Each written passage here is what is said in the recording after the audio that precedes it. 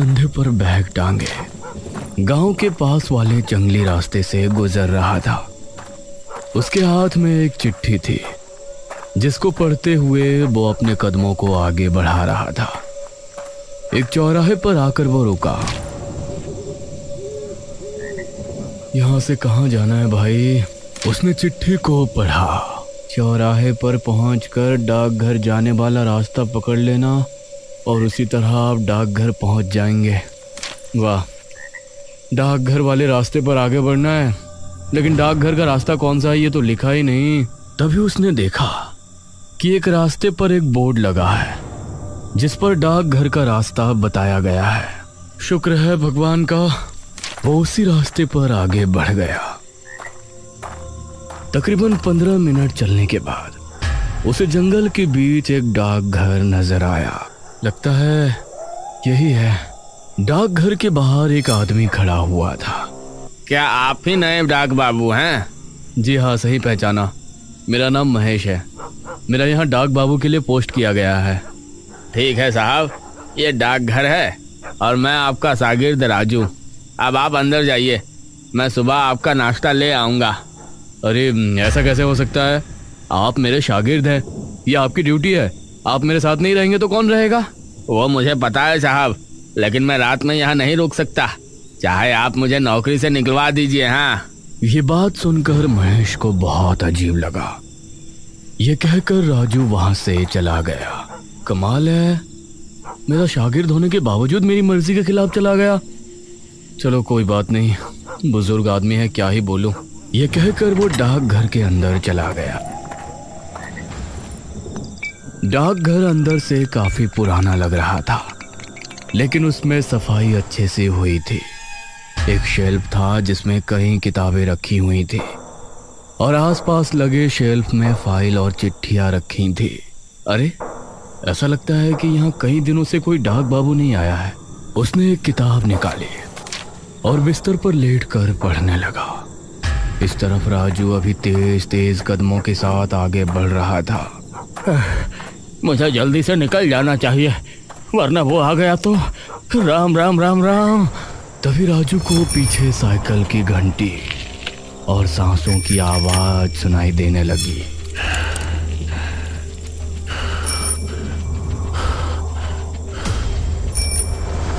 इन आवाजों को सुनकर उसका दिल दहल उठा। उसने पलटकर देखा तो उसकी आंखें खौफ से फट पड़ी।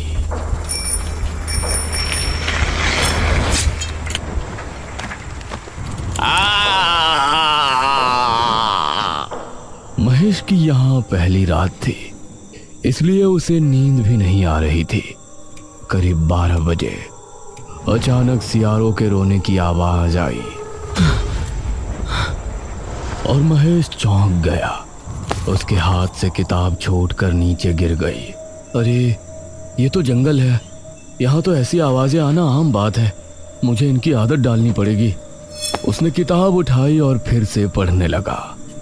तभी उसे कुत्तों के भौंकने की आवाज आई। अरे, अब इन्हें क्या हो गया भाई? वो उठा और उसने खिड़की बंद कर दी। फिर वापस आकर पलंग पर लेट गया। उसने किताब का अगला पन्ना पलटा।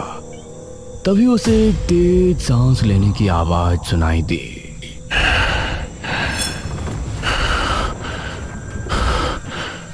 और साइकिल के पेडल के साथ घंटी की आवाज भी सुनाई दी। ये इतनी रात को कौन साइकिल पर घूम रहा है? और ये सांसों की आवाज।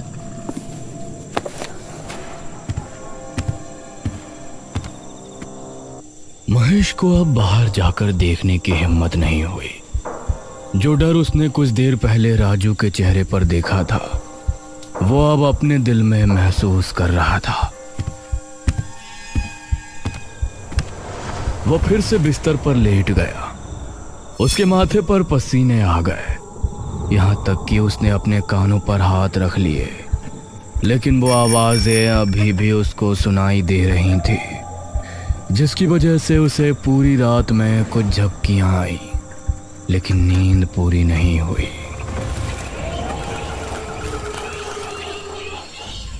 सुबह के 6 बजे जब घंटा बजा तो उसकी आंख खुली। हे भगवान, शुक्र है तेरा। उसने खिड़की खोली और आसपास देखा तो सब कुछ ठीक था।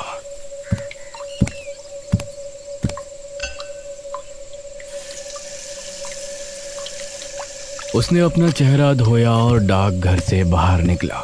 इस राजू को अब तो आ जाना चाहिए था। चलो थोड़ा टहल कर देखता हूँ यहाँ आसपास क्या है। लगता है चाय भी किसी दुकान पर पीनी पड़ेगी। महेश टहलने निकल पड़ा। उसने पाया कि जंगल में साफ सुथराई का इंतजाम अच्छा नहीं है। वो टहलते हुए सड़क पर निकल आया और उसे एक चाय की टपरी नजर आई। जी नमस्ते भाई। नमस्ते साहब, इस गांव के तो नहीं लगते, कहाँ से आए हैं? सही पहचाना चाचा, मैं वो डाकघर का नया बाबू हूँ। ये सुनकर वहां मौजूद सभी लोग महेश को घूरने लगे। क्या आप उस डाकघर के बाबू हैं? क्या आप रात को वहां रुके थे? ये सुनकर महेश को अजीब लगा। हाँ, अब वहां पोस्ट हुआ है तो दिन हो या रात मुझे ठहरना तो पड़ेगा। इसमें इतनी हैरानी वाली कौन सी बात है? अरे नहीं कुछ नहीं, आपको कोई परेशानी नहीं है तो ठीक है, वरना हमने तो यही देखा है कि जो भी डाक बाबू आता है वो या तो रात को रुकता नहीं, और रुकता है तो अगले दिन भाग जाता है। चाय वाले की बात सुनकर अब महेश को राजू की बात ध्यान आई। कैसे वो भी वहां रुकने को तैयार नहीं था।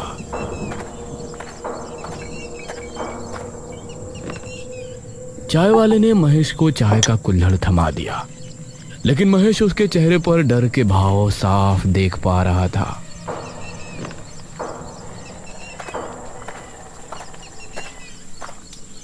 महेश चाय पीकर वापस डाकघर आया तो उसे एक फोन आया। जी महेश बाबू बोल रहा हूँ। डाक बाबू, मैं गांव का मुखिया बोल रहा हूँ। वो असल में आपका शागिर्द आज आपके पास नहीं आएगा। अरे लेकिन क्यों नहीं आएगा मुखिया जी? मैंने तो अभी नाश्ता तक नहीं किया। अरे वो कोई बात नहीं, हम कुछ दिनों में नया शागिर्द आपको दे देंगे। खाने पीने का इंतजाम आपको मैं करवा दूंगा, बस आप कुछ दिन इंतजार कर लीजिए। बड़ी अजीब बात है, कोई पूरी बात बताता ही नहीं। महेश ने फाइल निकाली और अपना काम करने लगा।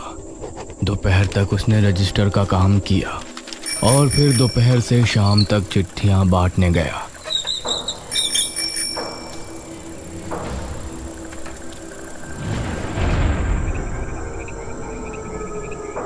रात के समय आज डाकघर को देखते हुए उसकी सांसें तेज हो रही थी। उसने भगवान का नाम लिया और डाकघर के अंदर चल दिया।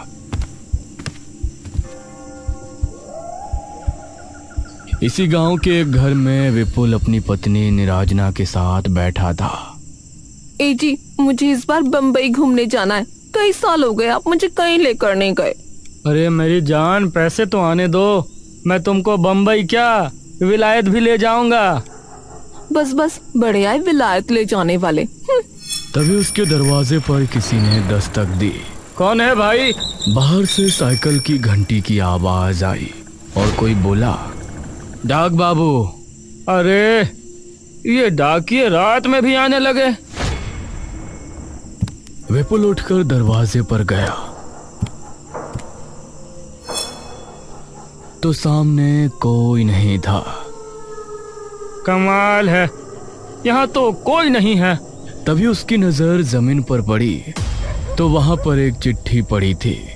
ये क्या, लगता है कुछ ज्यादा ही जल्दी में था। उसने चिट्ठी उठाई और पढ़ने लगा। विपुल, मुझे पता है कि तुम्हारे घर की हालत इस समय ठीक नहीं है। तुमको पैसों की सख्त ज़रूरत है और तुम पैसों के लिए कुछ भी करने को तैयार रहते हो, यह भी मुझे पता है। अरे कौन है ये जो मेरे बारे में इतना जानता है? तुम्हारे लिए एक काम है। आज रात 1 बजे के समय डाकघर के पीछे वाले बरगद के पेड़ पर चले आना। मैं तुमको वहाँ मिलकर काम समझा दूंगा। सिर्फ 1 दिन का काम है और उसके तुमको पूरे 5,000 रुपए दूंगा। ये पढ़कर विपुल के चेहरे पर मुस्कान छलक आई। क्या हुआ, क्यों मुस्कुरा रहे हो? किसी की लुगाई का खत आया है क्या?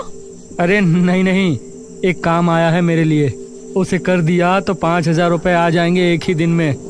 अरे लेकिन है कौन जिसने ये भेजा है? अरे तुम आम खाओ, पेड़ मत गिनो। विपुल मुस्कुराया। उसने चिट्ठी को रख दिया और 1 घंटे बाद घर से निकला। उसके चेहरे पर मुस्कान थी, लेकिन दिल में एक सवाल भी था। एक ही दिन में 5,000 मिलने वाले हैं तो जरूर कोई बड़ा काम ही होगा। ये कहते हुए वो आगे बढ़ रहा था और अभी जंगली रास्ते पर ही था। तभी उसको साइकिल की घंटी सुनाई दी, जिसे सुनकर वो रुक गया। कौन है? उसने पीछे मुड़कर देखा तो वहां कोई नहीं था।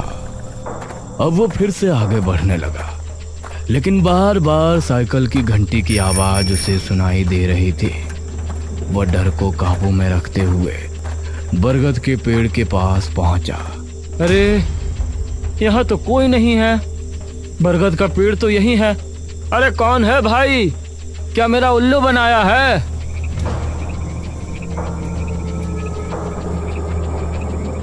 उसने इधर देखा तो आसपास कोई नहीं था। तभी उसने देखा कि कई कुत्ते भौंकते हुए उसकी ही तरफ आ रहे हैं। अरे ये इतने सारे कुत्ते कहाँ से आ गए? वो कुत्तों से डरकर भागा। कुत्ते उसका पीछा करने लगे। काफी देर भागने के बाद अचानक उसे साइकिल की घंटी सुनाई दी और उसके कदम रुक गए। सामने की ओर से एक आकृति उसे अपनी ओर आती नजर आई। इस आकृति से समझ आ रहा था कि कोई शख्स साइकिल पर बैठा उसकी तरफ आ रहा है। कौन है? वह आकृति साफ होती। इससे पहले ही पीछे से आ रहे कुत्ते विपुल पर टूट पड़े और उसकी चीख जंगल में गूंज कर रह गई।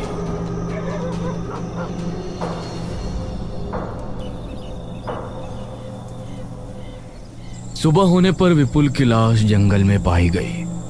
उसकी पत्नी उसकी लाश के पास बैठी रो रही थी। कुछ गांव वालों के साथ मुखिया और महेश भी वहां मौजूद थे। ये विपुल इतनी रात में भला यहाँ क्या करने आया था? इन्हें डाक बाबू कोई चिट्ठी देकर गए थे और ये कह रहे थे कि चिट्ठी लिखने वाले ने यही इन्हें जंगल में बुलाया है। ये सुनकर महेश हैरान रह गया। अरे ये कैसे हो सकता है? मैं तो रात में कहीं कोई चिट्ठी देने नहीं गया। ये सुनकर मुखिया और सभी गांव वाले हैरान रह गए, लेकिन किसी के मुंह से कुछ नहीं निकला। इस घटना को देखकर महेश के मन में कई सवाल उठे, लेकिन जवाब देने वाला कोई नहीं था। वो डाक घर वापस आया और अपने काम में लग गया। अगली रात मुखिया की बेटी नुपुर अपने पतिदेव बलदेव के साथ अपने घर पर बैठी बातें कर रही थी। तभी दरवाजे पर दस्तक हुई। जरा देखो तो जान, कौन है दरवाजे पर? अरे मैं क्यों देखूं? पूरा दिन काम करके थक चुकी हूँ, तुम देखो। अरे इतने बड़े घर में रह रही हो, फिर भी मेरी जरा भी कद्र नहीं है तुमको। अरे वाह, भूल गए, ये बड़ा सा घर तुमको मिला भी है मेरी वजह से। चलो जल्दी से जाओ। उसकी बात सुनकर बलदेव दरवाजे पर पहुंचा तो उससे सामने जमीन पर एक चिट्ठी नजर आई। इतनी रात में भला कौन चिट्ठी देने आया होगा? उसने चिट्ठी को उठाया और पढ़ने लगा। तुम्हारे गुनाहों की सजा तुमको मिलने वाली है। तुमने जिस गुनाह को अंजाम देकर सच छिपा लिया था, अब वो सबके सामने आने वाला है। क्या हुआ जी? आपके चेहरे का रंग कैसे उड़ गया? अरे इस चिट्ठी में लिखा है कि उसने सारी बात नुपुर को बताई। कौन है ये? कहीं से सचमुच कुछ पता तो नहीं? आगे पढ़ता हूँ। मुझे तो बहुत डर लग रहा है। अगर तुम चाहते हो कि तुम्हारा गुनाह अब भी छिपा रहे तो तुम 12 बजे डाकघर के पीछे लगे बरगद के पेड़ पर पहुंच जाओ। मैं वहां तुमको मिलूंगा। बाकी की बातें वहीं होंगी। हमें जाना होगा। ये जो भी है, हमें इसको रोकना ही पड़ेगा। अब बलदेव नुपुर को लेकर घर से निकला और बरगद के पेड़ की तरफ रवाना हो गया। उसे कुछ ही दूरी पर डाकघर भी दिखाई दे रहा था। कौन है? क्या कोई मुझे सुन पा रहा है? तभी इन दोनों को साइकिल की घंटी सुनाई दी। दोनों ने चौंकते हुए देखा तो वही साइकिल सवार आकृति उनकी तरफ बढ़ रही थी। वह बहुत तेजी में था। वो बिजली की रफ्तार से इनके करीब आया और इन पर भी हमला हुआ। यह चीख डाकघर में बैठे महेश को सुनाई दी। इस बार मुझे देखना ही पड़ेगा। महेश जल्दी से उस जगह पहुंचा तो उसने पाया कि बलदेव और नुपुर उसी हालत में मरे पड़े हैं जैसे विपुल की मौत हुई थी। कौन है ये? क्यों लोगों को मार रहा है? कोई जानवर है या राक्षस? तभी उसने सामने से एक साइकिल को आते हुए देखा। उसे आता देखकर महेश का गला सूख रहा था। जैसे जैसे उसका चेहरा साफ होता गया तो महेश के दिल की धड़कन मानो ट्रेन के इंजन की तरह दौड़ पड़ी। महेश ने आगे कदम बढ़ाया लेकिन उसका पैर एक पत्थर से टकराया। महेश गिर गया और उसके सर पर चोट आने की वजह से बेहोश हो गया।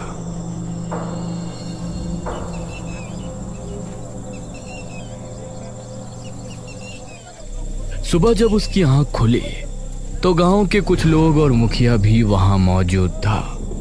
मुखिया अपनी बेटी और दामाद की लाश के पास बैठा रो रहा था। आज गांव के लोगों का डर अपनी सीमा के बाहर नजर आ रहा था। ये सब क्या हो रहा है मुखिया जी? अब और 2 मौतें हो गई। मुखिया बस रोए जा रहा था। महेश ने पास ही पड़ी चिट्ठी उठाई जो इन दोनों को मिली थी।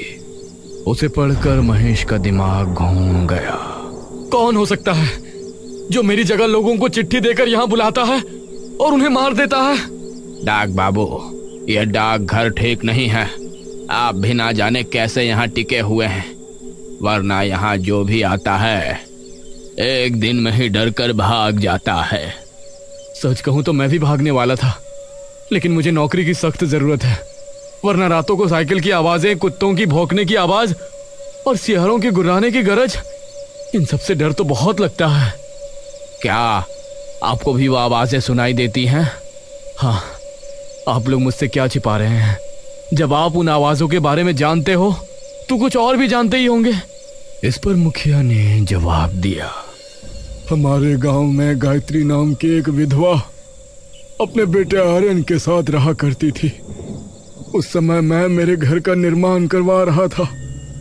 वह वहां मेहनत मजदूरी करती थी, अपने बच्चे को पाला, उसे अच्छी तरह पढ़ाया लिखाया था। आर्यमान ने पढ़ लिख कर अपनी माँ का नाम रोशन किया और इस गांव का पहला डाक बाबू बना। लेकिन ना जाने एक दिन उसके साथ क्या हुआ, उसकी लाश जंगल में बुरी अवस्था में पाई गई, जैसे उसे किसी खूंखार जानवर ने नोच खाया हो। उसकी मौत देखकर उसकी माँ सुध-बुध खो बैठी थी। उसके बाद से जो भी डाक बाबू यहाँ आता है तो उसको साइकिल की घंटी सुनाई देती है और अजीब अजीब डरावने आवाजें आती, और कोई भी डाक बाबू यहाँ एक दिन से ज्यादा नहीं ठहर पाया। यह सुनकर महेश की उत्सुकता और बढ़ गई और उसने तय किया कि आज रात वो पता करके ही रहेगा कि सच्चाई क्या है इस रहस्य साइकिल की घंटी का और कुत्तों के भौंकने का।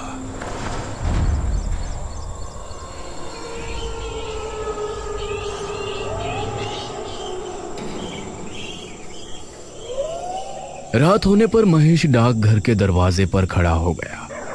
कभी कुत्तों के भौंकने की आवाज आती तो कभी सियारों के रोने की, लेकिन आज महेश हिम्मत करके अपनी जगह खड़ा हुआ था। ठीक 11 बजे उसे साइकिल की घंटी सुनाई दी तो उसके कान खड़े हो गए। उसने पाया कि सामने से उसे वही आकृति आ रही है, लेकिन वो हिम्मत करके वहां खड़ा रहा। वो आकृति नजदीक आई और एक चिट्ठी फेंक कर आगे निकल गई। महेश उसका चेहरा नहीं देख पाया, लेकिन चिट्ठी देखकर उसकी सांसें तेज चलने लगी। उसने चिट्ठी उठाई और पढ़ना शुरू किया। मेरा नाम आर्यमन है। मैं इस गांव का पहला डाक बाबू बनकर बहुत खुश था और कई सालों की नौकरी के बाद मैंने पैसे जमा किए थे। अपनी पुश्तैनी ज़मीन बेचकर मैंने अपने कमाए हुए पैसे मिलाए और उसके बाद गांव का सबसे बड़ा घर खरीदना और उसके अंदर अपनी माँ को रहते हुए देखना मेरी ख्वाहिश थी। लेकिन वो घर मुखिया ने अपनी बेटी के नाम कर रखा था। मैंने मुखिया से उसे खरीदने की बात कही तो उसने मुझसे पैसे तैयार रखने को कहा। अगली रात मुखिया अपने दामाद बलदेव और एक आदमी विपुल के साथ डाकघर आया। मुखिया जी, मैंने कागजात बनवा लिए हैं। आप इन कागजात पर दस्तखत कर दें, फिर ये पैसे आपके और वो घर मेरा।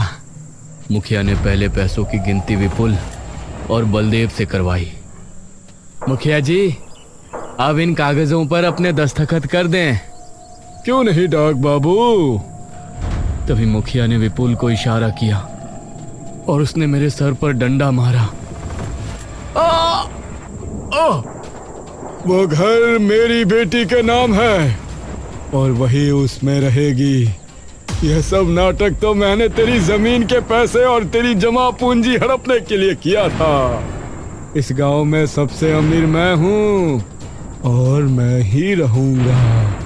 मुखिया और उन गांव वालों ने मिलकर मुझे बरगद के पेड़ के नीचे फिकवा दिया। इसलिए जब भी कोई डाक बाबू आता है तो मैं उसे अपनी कहानी सुनाने की कोशिश करता, क्योंकि मैं चाहता था कि मुखिया की और मेरे खून की हकीकत सबके सामने आए। यह खत पढ़कर महेश को मुखिया पर बहुत गुस्सा आया।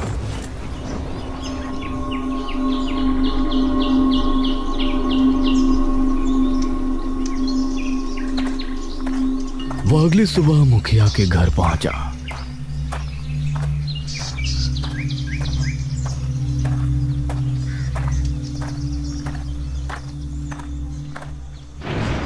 मुखिया जी, आपने जो आर्यमान के साथ किया था उसकी आत्मा ने मुझे सब बता दिया है। अरे अरे, ये क्या बकवास कर रहे हो तुम? अगर अपनी भलाई चाहते हो तो आज रात डाकघर आ जाना। मैंने एक तांत्रिक को बुलाया है। वो तांत्रिक आर्यमन की आत्मा को कैद करके ले जाएगा और फिर इस गांव से उस आत्मा का खतरा हमेशा के लिए खत्म हो जाएगा। मुझे भी उससे तभी छुटकारा मिलेगा। यह सुनकर मुखिया के चेहरे पर मुस्कान छलक आई। ये हुई ना बात। मुखिया बहुत खुश हुआ।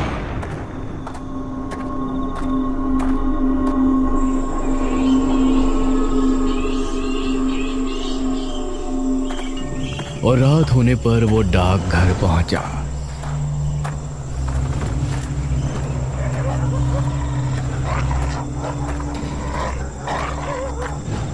अरे महेश, तुम तो किसी तांत्रिक को बुलाने वाले थे ना? कहाँ है वो तांत्रिक? अब आप आ गए हैं तो वो भी आता ही होगा। उसके इतना कहते ही साइकिल की घंटी की आवाज सुनाई दी। मुखिया के चेहरे का रंग उड़ गया। दोनों को सामने से आकृति नजर आई और कुछ ही दूरी पर आकर वो रुक गई। ये क्या है? तूने मुझे मारकर अच्छा नहीं किया मुखिया। अब मैं तुझे जिंदा नहीं छोड़ूंगा। अरे ये क्या है महेश? उसकी आत्मा हमारे सामने है। अरे जल्दी से तांत्रिक को बुलाकर इसे कैद कराओ। क्या तुम भी इससे मिल गए हो? अगर किसी को भी बताया कि इसे मैं नहीं मारा था तो मैं तुमको भी जिंदा नहीं छोड़ूंगा। हाँ। उसी समय वहां छिपा कोतवाल सामने आया। मुखिया जी, मैंने सब कुछ सुन लिया है। अब अपने आप को कानून के हवाले कर दो। कोतवाल को देखकर मुखिया हैरान रह गया और भागने लगा। तभी आर्यमन की आत्मा ने उसे हवा में उठाया अरे! और उसे बहुत ऊपर से ले जाकर छोड़ दिया।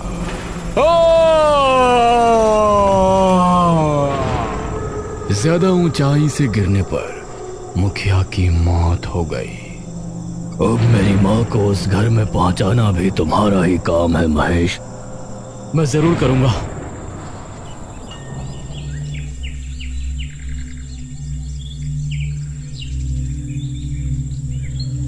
मुखिया की जुल्मी कहानी गांव के सामने आई। अब महेश के बयानों को लेने के बाद कोतवाल के जरिए आर्यमन की मां को उस बड़े से घर में रहने की इजाजत मिल गई। उसे अपने बेटे की मौत का गम था, लेकिन उसका सपना पूरा होने की खुशी भी थी। उसके बाद महेश अच्छे से अपने काम में लग गया। अब रात के समय जब भी उसको साइकिल की आवाज सुनाई देती तो वो डरता नहीं, बल्कि समझ जाता कि आर्यमन उसे अपने अंदाज में धन्यवाद कह रहा है, क्योंकि उसी की वजह से उसकी माँ आज बिल्कुल सही जगह अपने घर पर है।